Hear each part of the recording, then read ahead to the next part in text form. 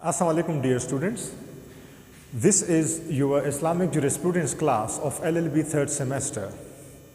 Today we would be talking about the sources of Islamic law or of the legal rules. As we have discussed in the previous lectures that this subject of Islamic jurisprudence, basically it addresses three basic questions, and one of those questions was that what does a source, a legal source means in the Sharia? इस्लामी जो अहकाम हैं, जो शरीयत के अहकाम हैं, उनको अखज़ कहाँ से किया जाता है, सोर्स से क्या मुराद है? And secondly, if you remember, we defined in the words of the jurist the subject of Islamic jurisprudence as that it is the study of principles through which a jurist derives legal rules from detailed sources. यानी ये उन उसूलों का इल्म है, Islamic jurisprudence उन उसूलों का इल्म है जिनके ज़रिए से एक फ़क़ीह, एक ज्यूरिस्ट क्या करता है, वो शरई हुक्म को हासिल करता है फ्रॉम डिटेल्ड सोर्सेज. उसके लिए लफ्ज़ उसमें यूज़ होता है अदिल्लतु तफसीलिया, और हम पहले बता चुके हैं कि दलील का मतलब होता है सोर्स. अब सवाल पैदा होता है कि ये कौन से सोर्सेज हैं, ये सोर्सेज क्या हैं जहाँ से एक शरई हुक्म जो है वो अखज़ किया जाता है, हासिल होता है. हमने हुक्म की अहकाम की भी बात की कि उसकी कितनी किस्में हो सकती हैं, उसमें फ़र्ज़ है या जिसे वाजिब भी कहते हैं, और उसके साथ फिर मंदूब है, हराम है, मकरूह है और मबाह है. अब ये हुक्म कैसे लगाया जाता है, कौन से सोर्सेज से हम इसे अखज़ करते हैं, आज हम इस पे बात करेंगे. सो अदिल्लतु तफसीलिया are the detailed sources. We have to look at them that what are actually those sources, what those sources are actually, और उस पे हम डिस्कशन करेंगे. लेकिन साथ में उससे पहले I would like to introduce a format. मैंने पहले भी जिन क्लासेस को पढ़ाया है, एक मखसूस फॉर्मेट है. उस हिसाब से अगर आप हर एक सोर्स का जायज़ा लेंगे तो आपके पास एक बेहतरीन उसके ऊपर आप मवाद जो है वो इकट्ठा कर सकते हैं, उसके ऊपर आप डिस्कशन कर सकते हैं. तो आपका जो उस मखसूस सोर्स का, मसलन सुन्ना के बारे में आप लिखना चाहते हैं या उसे आप समझना चाहते हैं, तो अगर इस फॉर्मेट के मुताबिक आप उसको प्रिपेयर करेंगे, so it is my personal opinion that would be better for you to understand. And this format have been followed by so many others on the subject. सो उसमें हम क्या करते हैं, उसमें मतलब हम कोई भी सोर्स, से for example we are talking about Quran. Quran हम जानते हैं that it is the primary source, it is the major source, जिसे हम कहते हैं असलुल अदिल्ला. It is the foundation actually of every other source for deriving legal rules in शरिया. ठीक है जी. Now तो उस फॉर्मेट के मुताबिक जब आप जाएंगे तो सबसे पहले आप लिटरल और dictionary meaning of a word, for example आप सुन्ना के बारे में लिखना चाहते हैं या सुन्ना के बारे में आप जानना चाहते हैं, तो सबसे पहली चीज़, क्योंकि ये टर्मिनोलॉजीज़ जो हैं these are in Arabic, so you have to know the dictionary meaning of that term. For example सुन्ना, तो सुन्ना का लिटरल मीनिंग क्या है, डिक्शनरी मीनिंग उसका क्या है, तो सबसे पहले वो जानना. कुरान का डिक्शनरी मीनिंग क्या है, क़ियास है तो क़ियास का डिक्शनरी मीनिंग क्या है. And then you would proceed towards the technical meaning of that word. एक तो उसका डिक्शनरी मीनिंग है, दूसरा उसका टेक्निकल मीनिंग है. टेक्निकल मीनिंग से मुराद के इस सब्जेक्ट में जब हम, मसलन सुन्नत है, सुन्नत कहते हैं रास्ते को, पाथ को, ठीक है जी. लेकिन जब हम इस्लामिक जुरिस्प्रूडेंस में लफ्ज़ सुन्ना इस्तेमाल करते हैं तो उससे मुराद कोई भी रास्ता नहीं होता कि कोई भी रास्ता हो तो वो सुन्नत है. उससे एक मखसूस पैटर्न, तरीक़ाकार मुराद होता है जो हजूर सल्लल्लाहु अलैहि वसल्लम ने अपनाया हो, उन्होंने एडॉप्ट किया हो, वो मुराद होता है. तो यानी वो माना उसका जो है वो टेक्निकल हो जाता है उस सब्जेक्ट के अंदर. नॉर्मली अंग्रेज़ी में हम वो लफ्ज़ या ज़बान में वो लफ्ज़ दीगर मानों में भी इस्तेमाल करते हैं, लेकिन उस स्पेसिफ़िक सब्जेक्ट में उसका एक मखसूस माना ही मुराद होता है और उसको हम कहते हैं टेक्निकल मीनिंग. तो सबसे पहले उसका लिटरल मीनिंग क्या है, then we would proceed towards the technical meaning of that word, and thirdly, then we would discussing its validity. उसका जवाज़ क्या है, हम क्यों उसे सोर्स मानते हैं, किन दलाइल की बुनियाद पे हम उसे सोर्स मानते हैं. मसलन अगर आप कहते हैं कि भाई क़ियास जो है, क़ियास के ज़रिए भी एक शरई हुक्म मालूम किया जा सकता है, लगाया जा सकता है, लेकिन इस बात की दलील क्या है, क़ियास होता क्या है. तो वैलिडिटी में फिर हम इस पर जाते हैं कि उसका कुरान में क्या कोई बेस मौजूद है, सुन्नत में उसका कोई बेस मौजूद है, हजूर सल्लम के तरीक़े में क्या कभी उन्होंने जो है इस तरह किया था, या सहाबा कराम ने बाद में क्या वो तरीक़ा अपनाया था. क्योंकि दीन जो है ये तवातर से आया है, नकल दर नकल आया है, तो उसमें हम इसका जायज़ा लेते हैं. मसलन इस्तेहसान, अब इस्तेहसान के ज़रिए क्या हम कोई शरई हुक्म मालूम कर सकते हैं, इसकी दलील क्या है, ये क्यों सोर्स है. तो उसमें हम फिर इसका जायज़ा लेते हैं दैट जो सोर्स है जिसको हम डिस्कस कर रहे हैं उसका अपनी हैसियत उसकी क्या है, उसकी अपनी वैलिडिटी क्या है, उसका अपना शरई जवाज़ जो है वो कहाँ से साबित होता है. ठीक है जी. Then we would be discussing different kinds और क्लासिफिकेशन. कुछ सोर्सेज ऐसे हैं कि उसकी किस्में हो सकती हैं. मसलन हम सुन्नत की बात करते हैं तो सुन्नत में हम उसको तकसीम करते हैं, क्लासिफाई करते हैं इनटू डिफरेंट काइंड्स. तो अगर कोई काइंड्स उसकी मौजूद हो, कोई क्लासिफिकेशन उसकी मौजूद हो, देन उसको भी हम इसमें डिस्कस करते हैं. देन उसके बाद जो पांचवा पॉइंट है जो हम डिस्कस करेंगे इसमें, दोज आर कंडीशंस. बाज़ औक़ात किसी सोर्स के साथ उस सोर्स को अपनाते हुए उसकी क्या कुछ कंडीशंस भी मौजूद हैं, या उसमें कोई एक्सेप्शन भी मौजूद है. We know that there are certain conditions attached to different legal rules, and as well as there are certain प्रोविजोस, there are certain exceptions attached with the legal rules as well. दोनों cases हो सकते हैं. तो क्या अगर वो मौजूद है तो उस पर भी हम बात करेंगे. एंड देन फिर हम फाइनली उस पर ये डिस्कशन करेंगे कि जो डिफरेंट स्कूल्स हैं, मुसलमानों के फ़ुक़हा के मुख्तलिफ स्कूल्स हैं, उनके दरमियान क्या कोई इत्तेफाक या उनके दरमियान कोई इख्तिलाफ पाया जाता है, और अगर पाया जाता है तो किस किस्म का है, क्या इख्तिलाफ है.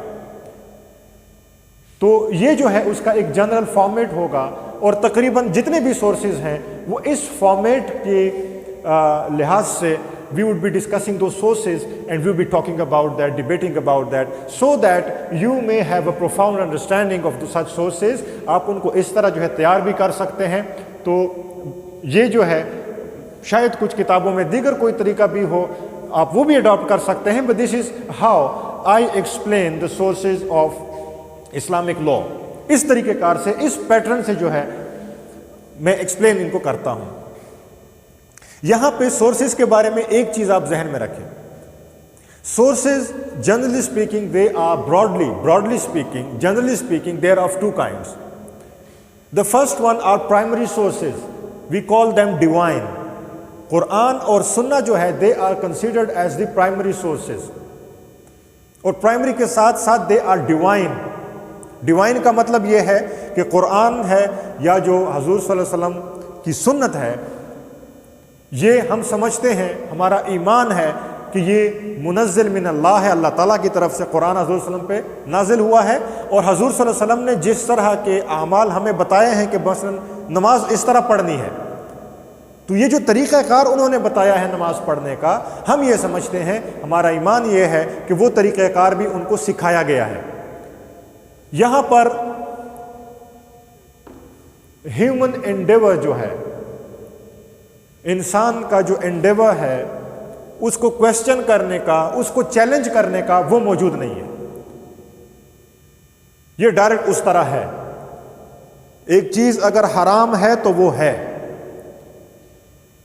तो ये उसमें एक लाइन हम जरूर ड्रॉ करते हैं. और बाकी जो सोर्सेज हैं, क़ियास हो गया, इजमा हो गया, क्योंकि उसमें जो लोग बैठे होते हैं क़ियास करने वाले, वो फ़ुक़हा हैं, बड़े बड़े फ़ुक़हा हैं, लेकिन वो बहरहाल नबी नहीं है, उन पे वही नहीं आती. तो यहां तक तो हम ये समझते हैं कि यहां पे कोई गलती नहीं हो सकती, लेकिन उससे आगे चीजें जो हैं उनकी वो हैसियत नहीं है. اسی طرح قرآن جو ہے تمام جتنے بھی سورسز ہیں وہ محتاج ہیں کہ ان کی بنیاد قرآن مجید میں موجود ہو، لیکن قرآن مجید بذات خود کسی دوسرے سورس کے لیے نہیں ہے، اس کی جو آیات ہیں. آگے میں اس بات کو ایکسپلین کروں گا انشاءاللہ. I will be explaining these things. Now we would be discussing Quran as a source of law. I have told you that Quran has been termed as Aslul Adilla, the foundation of all sources, the root of all sources. اس کی وجہ کیا ہے؟ اس کی وجہ یہ ہے کہ تمام دیگر جو سورسز ہیں جب ہم ان کی ویلیڈیٹی پہ بات کرتے ہیں، ان کے جواز پہ بات کرتے ہیں تو ہم قرآن سے دلیل لاتے ہیں. اجماع پہ ہم بات کرتے ہیں تو قرآن کی آیات سامنے لے آتے ہیں کہ بھئی اجماع جو ہے وہ کیوں ایک valid source of legal rules کی ڈیریویشن کے لیے اسلامک لا کا ویلڈ سورس کیوں ہو سکتا ہے. تو تمام جتنے بھی سورسز ہیں وہ محتاج ہیں قرآن میں اپنی بنیاد ڈھونڈنے کے، اس لیے اسے ہم کہتے ہیں اصل الادلہ، the root of all other sources. تو قرآن is called as the Aslul Adillah, the root source of all other sources. It is the primary source of Islamic law, from where we derive Islamic laws, and it is divine, it is nature. Divine کیوں ہے؟ Because it has been revealed upon the Prophet, peace be upon him. اس کے اوپر یہ نازل ہوا ہے، منزل من اللہ ہے، اللہ کی طرف سے ہے، جیسا یہ ہے ویسا ہے. اس میں کسی انسان کی کوئی کاوش شامل نہیں ہے، کسی انسان کا جو ہے اس میں کوئی کردار نہیں ہے، ڈیوائن ہے. ٹھیک ہے جی. So what is the literal meaning of word Quran? Quran قرأ یقرأ عربی میں کہتے ہیں جس چیز کو تکرار کے ساتھ پڑھا جائے، بار بار پڑھا جائے. چونکہ قرآن کی اس کے بارے میں مختلف اس پہ بھی بہت ساری ڈیٹیلز موجود ہیں. قرآن کی چونکہ بار بار اس کو پڑھا جاتا ہے، بار بار اس کی تلاوت ہوتی ہے، تو دیٹ از وائی یہ لفظ کا مطلب یہ ہے. ٹیکنیکل میننگ میں قرآن سے مراد پھر ایک خاص کتاب ہے. کوئی اور کتاب بھی ایسی ہو سکتی ہے کہ جس کی بار بار جو ہے وہ پڑھائی ہو، تو کیا ہر کتاب؟ نہیں، وہ تو ڈکشنری میننگ ہم بات کر رہے ہیں، لغوی میننگ ہے. ٹیکنیکل میننگ آف قرآن، قرآن کیا ہے؟ اٹ از اے بک. لیکن کس قسم کی کتاب ہے؟ هو الکتاب، یہ ایک کتاب ہے. کتاب کا مطلب لکھی ہوئی فارم میں ہے، لیکن کس قسم کی؟ المنزل علی رسول اللہ، جو نازل ہوئی ہے رسول اللہ صلی اللہ علیہ وآلہ وسلم پہ، جو اس کے اوپر نازل ہوئی ہے. المکتوب فی المصاحف، یہ مصاحف میں لکھا ہوا ہے، باقاعدہ لکھا گیا ہے. اور اس سے آگے حضور صلی اللہ علیہ وسلم سے نقل کر کے لکھا گیا ہے. انہوں نے بتایا ہے، ڈکٹیٹ کروایا ہے، نقل کر کے ان سے لکھا گیا ہے. اس میں کچھ اور چیز شامل نہیں ہے. اور یہ جو اس کی نقل ہے، نقل کا مطلب ایک سے دوسری جگہ پر منتقل ہونا. ہم تک کیسے پہنچا ہے؟ متواتر، بلا شبہ، متواتر طریقے سے. متواتر وہ طریقہ ہوتا ہے کہ اس کے خلاف کوئی آپ کو دوسرا ملے ہی نہ. بے شمار لوگوں نے ایک چیز لکھی ہے، کوٹ کی ہے، اس سے دوسری جنریشن کو، تیسری کو، چوتھی کو، پانچویں کو وہ پہنچی ہے، اور اس کے خلاف کوئی چیز نہیں آئی. اسی طرح وہ آئی ہے، بے شمار ان گنت لوگوں سے آئی ہے. یعنی جب کوئی ایسی خبر آپ کو ملے جو ان گنت لوگ بتاتے ہوں، مثلا آپ اپنے گھر میں بیٹھے ہیں، آپ کے گھر میں ایک بندہ آتا ہے، آپ کی فیملی کا ممبر، وہ کہتا ہے جی کہ باہر جو ہے نہ جائیں، باہر تو کرفیو لگ گیا ہے. دوسرا بندہ آتا ہے، تیسرا آتا ہے، چوتھا آتا ہے، پانچواں آتا ہے، تو آخر آپ یقین کر لیتے ہیں. اسے ہم کہتے ہیں تواتر. کوئی بھی بیچ میں آپ کو دوسری خبر نہیں ملی. تو جو متواتر اسی طرح آئی ہے. تو اس کی جو آیات ہیں قرآن کی، یہ اس کتاب ہے. اس کے بارے میں عقیدہ ہمارا کیا ہے کہ یہ حضور صلی اللہ علیہ وسلم it has been revealed upon ہم، اس کو وحی کے ذریعے آیا ہے، یہ وحی کے ذریعے پہنچا ہے. اور ان سے ہم تک کیسے پہنچا ہے؟ انہوں نے خود ڈکٹیٹ کروا کے، لکھوا کر، اور پھر ان کی کاپیاں بنی ہیں، اور پھر آگے جا کے اس طرح کتابی شکل میں یہ نقل ہوا ہے اور ہم تک پہنچا ہے. یہاں پہ پھر ایک ٹیکنیکل ڈسکشن ہے، but I would just stay for a moment on that, کہ جو ہم تک نقل پہنچی ہے حضور صلی اللہ علیہ وسلم سے، یہ ایکچولی کیا ہے؟ کیا ہمیں صرف الفاظ پہنچے ہیں یا الفاظ کے ساتھ معنی بھی؟ تو اس کے بارے میں پھر کچھ ڈسکشن موجود ہے فقہا کے ہاں، کچھ کہتے ہیں کہ صرف الفاظ ہیں، کچھ کہتے ہیں کہ نہیں، جو کہ بیشتر ہیں، اکثریت یہ کہتی ہے کہ نہیں، الفاظ کے ساتھ ساتھ معنی بھی ہم تک پہنچے ہیں۔ مثلا سورہ الحمد ہے اور الفاظ ترتیب کے ساتھ پہنچے ہیں۔ مقصد کہنے کا یہ ہے اس ساری ڈسکشن کا، یہ جو فقہا نے الفاظ اور معنی کے حوالے سے کی ہے، جو اس وقت اتنی ریلیونٹ نہیں ہے، لیکن چونکہ وہاں پہ نقل کی بات آ گئی، اس سے مراد یہ ہے کہ جو ہم تک پہنچی ہے وہ چیز ایکچولی کیا ہے، کیا صرف الفاظ ہی ہیں یا جو ان کا مفہوم ہے وہ بھی پہنچا ہے؟ نہیں جی، جب وہ ایک خاص ترتیب میں لکھے جاتے ہیں تو اس ترتیب میں ایک مفہوم بھی آتا ہے۔ مثلا سورہ الحمد ہے، اس کے الفاظ ایک ترتیب سے ہیں، اس ترتیب سے ایک معنی بنتا ہے اور وہ اسی طرح ہمیں پہنچے ہیں۔ اگر سورہ الحمد کے سارے الفاظ کو معاذ اللہ آپ ان کی ترتیب چینج کر دیں، الفاظ وہی ہیں، ترتیب چینج کریں تو اس کا کوئی مطلب نہیں بنے گا۔ مثلا ایک جملہ ہے، کوئی بھی جملہ آپ لے لیں، آپ کہتے ہیں کہ میں بازار گیا اور وہاں سے میں نے کوئی چیز خریدی، اور آپ پھر اس کے بعد کہتے ہیں کہ خریدی، گیا بازار، کوئی چیز، اس کو الٹ پلٹ کر دیں، اس کا کوئی مطلب نہیں بنے گا۔ تو ایک ترتیب کے ساتھ ہے، اس لیے الفاظ اور معنی دونوں ہم تک پہنچے ہیں۔ Now validity as a source of law, validity as a source of لا کے اوپر تو قرآن مجید میں بہت ساری آیات موجود ہیں۔ قرآن اپنی ویلیڈیٹی اپنے آپ سے ہی حاصل کرتا ہے، کیونکہ یہاں پر ایمان ہے۔ شروع میں نے آپ کو کہا کہ یہ ڈیوائن ہے، اس کے اوپر عقیدہ ہے، تو اس لیے قرآن کو اس سے باہر جو ہے کسی ویلیڈیٹی کی ضرورت نہیں ہے۔ قرآن میں بے شمار آیات موجود ہیں جس میں اللہ تعالیٰ نے فرمایا ہے یہ کتاب جو ہے یہ اللہ کی طرف سے نازل ہوئی ہے، اس کے احکام جو ہیں، اس میں جو احکام بیان ہوئے ہیں، اس میں جو اصول بیان ہوئے ہیں، وہ انسان کی ہدایت کے لیے ہیں، اور ان پر عمل درآمد کرنا ضروری ہے۔ کچھ چیزوں کے اوپر عذاب اور عطاب کا ذکر ہوا ہے کہ اگر اس پہ عمل نہیں کریں گے تو یہ اس کا نتیجہ ہوگا۔ کچھ چیزوں پر عمل درآمد کے نتیجے میں پھر بہت سارے انعامات کا ذکر ہے۔ بنیادی طور پر یہ گائیڈنس کی کتاب ہے، لیکن اس میں بہت سارے اصول موجود ہیں زندگی گزارنے کے حوالے سے، اور انہی اصولوں سے پھر آگے جا کر ہم لیگل رولز اخذ کرتے ہیں، جو جورسٹ ہیں، جو فقہاء ہیں، وہ اخذ کرتے ہیں۔ So validity is a source of law, Quran it is, چونکہ ہمارا عقیدہ ہے دیٹ یہ ڈائریکٹ جو ہے اللہ تعالیٰ کی طرف سے حضور صلی اللہ علیہ وسلم پہ نازل ہوا ہے، دیٹس وائی وی سے کہ یہ جو ہے نہ صرف سورس آف لا ہے، but it is the foundation, it is the root of all other sources, یہ ان کی بھی بنیاد ہے، یہ بیس ہے۔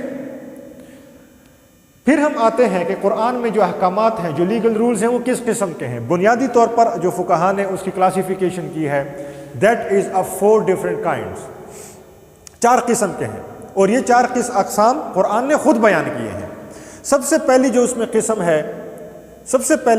قسم ہے وہ جو ہے جسے ہم کہتے ہیں کہ اگر جو پرانی شریعتیں تھی اس میں کوئی حکم ایسا تھا کہ اس حکم کی وجہ سے تکلیف تھی، گناہ تھا، اس کو قرآن نے ریموو کیا ہے، اس کو قرآن نے ریموو کیا ہے۔ فار ایگزامپل پچھلی کچھ شریعتوں میں اونٹ کی جو کوہان ہے، اس کی جو چربی ہے وہ حرام تھی، یا چربی حرام تھی، قرآن مجید نے اس کو ختم کر دیا۔ یعنی پہلے ایک چیز کے اوپر گناہ تھا، وہ جائز نہیں تھی، قرآن نے اس کو جائز کر دیا، آسانی پیدا ہوئی اس لحاظ سے۔ دوسری آسانی جو قرآن نے پیدا کی وہ تکلیف کے اعتبار سے۔ مثلا پچھلی کچھ شریعتوں میں ہمیں تاریخ میں ملتا ہے کہ اس میں جسے کہتے ہیں جب وہ روزے رکھتے تھے، فار ایگزامپل ان کے لیے یہ اصول تھا کہ روزہ جب انہوں نے رکھا اور جس وقت بھی ان کی آنکھ لگ گئی تو اگلا روزہ شروع ہو گیا، چاہے وہ رات کو 8 بجے ہی کیوں نہ ہو۔ سحری نہیں ہوتی تھی، جو آج ہم کرتے ہیں نا سحری، یہ نہیں ہوتی تھی۔ نبی کریم صلی اللہ علیہ وسلم جو شریعت لائے اس میں باقاعدہ کہ نہیں جی، روزہ آپ نے افطار کیا، صبح تک جو ہے آپ کوئی بھی کھا پی سکتے ہیں، جو بھی آپ کرنا چاہتے ہیں آپ کر سکتے ہیں۔ صبح جو ہے پھر ایک پراپر وقت ہے، پھر ہم سحری کرتے ہیں۔ پچھلی شریعتوں میں سحری نہیں تھی، آپ کی آنکھ لگ گئی، آپ کا دوسرا روزہ شروع ہو گیا، تو تکلیف کو، برڈن کو کم کیا گیا۔ یہ دوسری صورت ہے۔ تیسرا جو اس کے احکام ہیں اس کا ایک پیٹرن آیا ہے جسے ہم کہتے ہیں تدریج. تدریج کا مطلب گریجولی، احکام گریجولی آئے ہیں، ایک ہی دن میں نہیں آئے. نہ قرآن ایک ہی دن میں نازل ہوا ہے. ہم جانتے ہیں کہ وہ 23 years, it took 23 years for the completion of this book Quran. 23 سال گزرے ہیں، اور اس میں بھی جو احکام ہیں وہ تدریج سے ہیں. حضرت عائشہ رضی اللہ تعالیٰ عنہ اس کی جو ہے وہ ڈیٹیل بتاتی ہیں. وہ کہتی ہیں کہ اگر یہ احکام ایک ہی دن میں آ جاتے سارے کے سارے تو اتنا مشکل ہوتا اس کے اوپر عمل درآمد کرنا کہ لوگ جو ہیں وہ پریشان ہو جاتے. مثلا شراب کی حرمت ہے. شراب کی حرمت آپ جانتے ہیں، اور یہ باقاعدہ حضرت عائشہ رضی اللہ تعالیٰ عنہ نے جو دلیل دی ہے وہ کہتی ہیں فرماتی ہیں کہ شروع میں کہا گیا کہ بھئی جو شراب ہے یا جو پانسے کے جو شراب ہے اس میں کچھ آپ کے لیے اچھی باتیں بھی ہیں اور لیکن کچھ باتیں بری بھی ہیں، اور اس کا گناہ بڑا ہے. پھر کہا گیا، یہ پہلے صرف بتایا گیا، پھر کہا گیا کہ جب آپ نماز پر جاتے ہیں تو اس وقت آپ شراب نہ پئیں، اس وقت آپ شراب نہ پئیں. تیسرے میں پھر جو ہے اس کی مکمل حرمت آئی، آہستہ آئی ہے تدریج کے ساتھ. وجہ کیا تھی؟ وجہ یہ تھی کہ شراب نوشی جو ہے، شراب پینا، یہ عربوں کی گٹھی میں تھا، تو اس کے احکام تدریج کے ساتھ آئے ہیں. پہلے اتنے، پھر بعد میں زیادہ ڈیٹیل کے ساتھ، پھر اور ڈیٹیل کے ساتھ، تو تدریج کے ساتھ جو ہے وہ آئے ہیں. تدریج کے ساتھ ان پر عمل، ان کو جو ہے نافذ کیا گیا ہے اور عمل درآمد ہوا ہے. And the fourth one is نسخ. نسخ کا مطلب کیا ہے؟ یعنی پہلے کوئی حکم موجود تھا، یا پچھلی جو کتابیں ہیں، جنرلی ہم کہتے ہیں کہ قرآن جو ہے یہ ناسخ الکتب بھی ہے. ایک حکم اگر پچھلی شریعتوں میں کوئی موجود تھا لیکن قرآن میں کوئی اور حکم آیا ہے تو قرآن نے اس کو نسخ کر دیا ہے، ریپیل کر دیا ہے، جسے ہم کہتے ہیں نا ریپیل. سو کچھ رولز اس کے ایسے ہیں جو کہ ریپیل کرتے ہیں، پرانی شریعتوں کو ریپیل کرتے ہیں. قرآن کے اندر بھی ایسی آیات ہیں کہ ایک آیت جو بعد میں آئی ہے وہ پچھلی آیت کے ایفیکٹ کو، اس کو یا مطلب اس کو ریپیل کرتی ہے. تو ایسے بھی موجود ہیں. مثلا ورثاء جو لیگل ایئرز ہیں، اس کے ڈیٹیل احکام نہیں آئے تھے تو اس سے پہلے حکم تھا کہ آپ وصیت لکھیں. وصیت کا حکم تھا، لازم تھا وصیت لکھنا. لیکن جب ورثاء کی ڈیٹیل آ گئی، لیگل ایئرز کی آ گئی، تو اب اس کا جو ایفیکٹ ہے کہ پہلے وہ ابلیگیٹری تھا، ابلیگیٹری نہیں رہا بلکہ اب پرمیسیبل ہو گیا. آپ کرنا چاہتے ہیں تو وصیت کریں، نہیں کرنا چاہتے تو نہ کریں. آگے آپ کے ورثاء جو ہیں اس کے بارے میں احکام موجود ہیں. تو یہ جو ہے لیگل رول جنرلی اسپیکنگ اس طرح قرآن مجید کے آئے ہیں. دین اس کے علاوہ جو ہے قرآن میں جتنے بھی احکام ہم اخذ کرتے ہیں تو اس کی جو اصل ہے، بنیاد ہے، وہ قرآن مجید میں ہونی چاہیے. So Quran is a source of law, it is the primary source. اس کا خلاصہ ہم دوبارہ میں ریپیٹ کرتا ہوں، it is the primary source, it is a divine source. And by Quran we means the book that was revealed upon the prophet, peace be upon him, which is in written form and have reached us through countless sources without any doubt, without any contrary. تو کوئی اس میں contradiction نہیں، کوئی contrary اس میں ہم تک نقل اس کی نہیں پہنچی، متواتر طریقے سے پہنچی ہے. تو اس سے جو ہے ہم قرآن مراد لیتے ہیں. اور it is the primary source, it is actually the root of all other sources. So this was for today's lecture. In the next lecture we would be going through same format and we would be discussing and talking about other sources of Islamic law in detail. Thank you very much.